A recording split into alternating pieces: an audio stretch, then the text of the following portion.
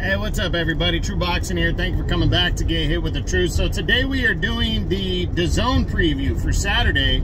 And I'm going to discuss both DAZN main events because I'm going to be real with you guys. My wife showed me how to do the collage, like picture editing thing. She's actually helping me with it. And so if it's not a big, unless both cards have multiple fights, and they're, you know, big cards, and if it's on the same network like both the cards this weekend are, then I'm just gonna do one video. So we'll have 3 fights to talk about over 2 cards.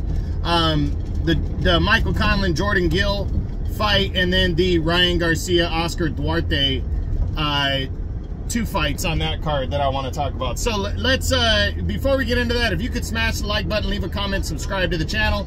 I really do appreciate any and all support that I can get as I continue to build my channel here. So let's start earlier in the day from the United Kingdom. I'm probably going to miss this one. I want to be on the road. Got a baseball scrimmage, but I'll go back and watch the highlights. Not too big of one. You got Michael Conlan, the former 2-time world title challenger, bouncing back from his second loss and second knockout loss in consecutive years, as he got knocked out against Luis Alberto Lopez in May, challenging for the IBF title, following getting knocked out by Lee Wood last year, when Lee Wood had to rally and knock him out at the end of the fight, in a fight that Conlan was winning. So Conlan is making his DAZN debut, you know, with Eddie Hearn and Matchroom, and he's also making his 130-pound debut at super featherweight. It's gonna be technically his 3rd weight class since he started. We all knew he was gonna move to featherweight at some point, but now he's moving to super feather. The thing about Conlan is, we know, I mean, at least I do, that this guy has world title talent. Now, can he translate that into a world championship? Can he go out at 130 pounds and become a world champion? He's got a long road ahead of him, he does, but he's hungry, he's bouncing back from the defeat, and he wants to get right back in there, and I admire that. He's not a top 10 guy at 130 right now.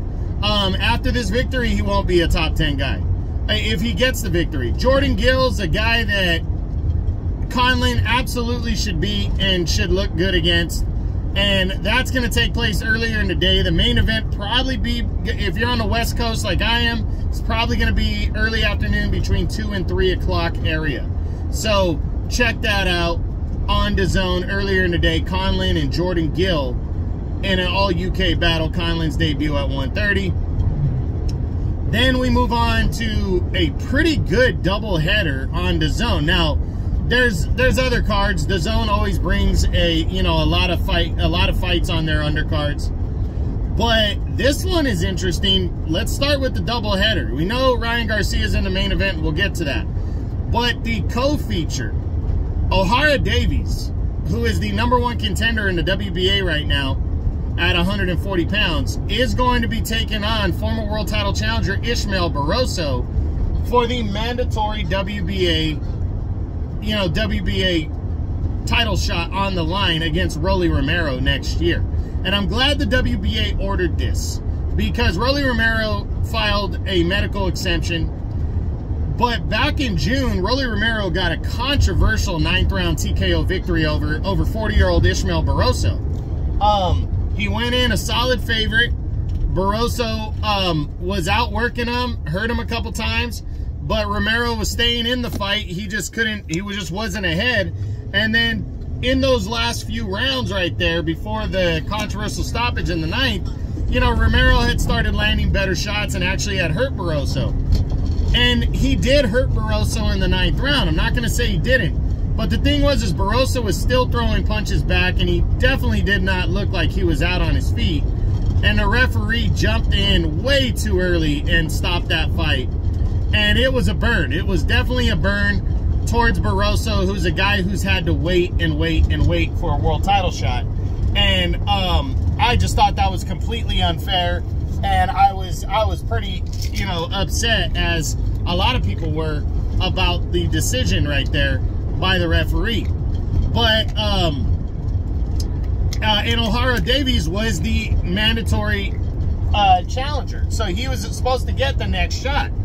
And once Romero filed the medical exemption and Barroso got done dirty, the WBA decided, well, the winner of Davies and Barroso is going to fight Romero early next year. And I think that's completely fair. I think it makes a lot of sense. And I'm really looking forward to seeing those two guys go at it on Saturday. I think it's going to be good. It's an interesting, intriguing battle. You got Davies is 25-2, 18 knockouts.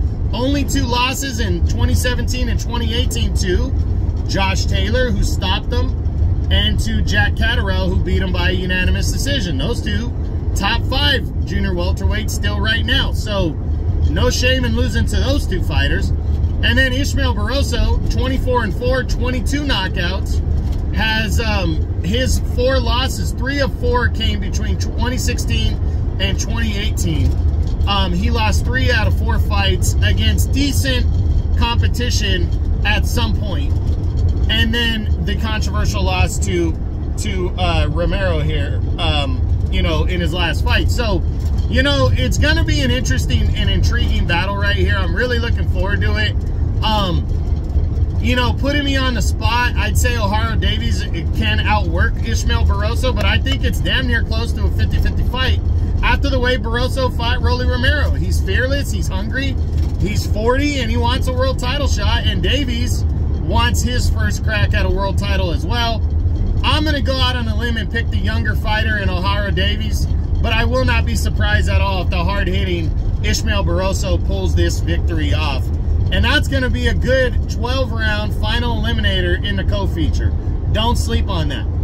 But the main event, Ryan Garcia battling Oscar Duarte. Good, solid matchup right here. And I really think that we need to not sleep on Oscar Duarte. We know Ryan Garcia, how big of a name he is. We know his potential, what everybody believes his potential could be. Which is high. You know, a lot of people believe his potential is high. He's coming off the 7th round knockout loss to Gervonta Tank Davis, but remember, Davis pulled some bullshit and had 2 weight clause, you know, entrapments, but Ryan said, fuck it, I'll take it anyways and go for it. He did, and he lost, and now he's turning the page. He's returning to 140 officially, and wants to legitimize himself here. And it starts now with Duarte. Now, Duarte is not a complete pushover, though, you know, he doesn't have a lot of big names on his resume, but he's 26-1, 21 knockouts, and his 1 defeat was a split decision loss, I think 2019, against Adrian Estrella, who at one time was a decent contender. So he does have a win over Roger Gutierrez, who's a former world champion. I think I was in 2018 or earlier in 2019. So Duarte's not a pushover. He's about an inch taller and he has about a ½ inch reach advantage, or that might be flipped. I think he's a ½ inch taller and he has a 1 inch reach advantage over Ryan. But Ryan should win this fight. I do believe Ryan is the better fighter and he should win.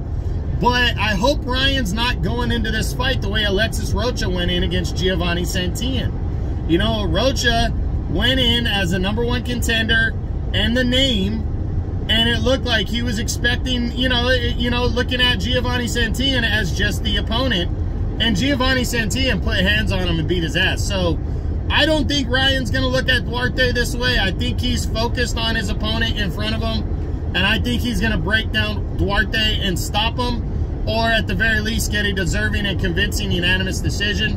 But I hope Ryan gets the knockout. He's a flashy knockout type guy. He's got the talent, and I really hope he digs deep now that he's been humbled a little bit by the loss, and he can come back in a major way and really make his imprint on 140, and it starts right now. So we'll see what happens. So before we wrap it up, I got earlier in the day on DAZN from the United Kingdom. The whole card probably starts around 11 or 12 on the West Coast. Main event will probably be between 2 and 3 o'clock. Michael Conlan, Jordan Gill. Conlan's debut at 130. I'm picking Conlan by a stoppage win in the middle of the later rounds to debut at 130. Then I'm picking Ohara Davies to get a decision victory, a close, hard-fought decision victory over Ishmael Barroso in their WBA final eliminator on DAZN later in the day. You know, that whole card probably starting about 5 West Coast time. And then Ryan Garcia in the main event against Oscar Duarte. I got him scoring a TKO victory in the middle to later rounds as he will restart his career here following the loss to Gervonta Tank Davis. So that's it. That's the DAZN preview for Saturday, December 2nd. Hope you enjoyed the video. If you did, smash the like button, leave a comment, subscribe to the channel. I appreciate any and all support. This is True Boxing. You've been hit with the truth.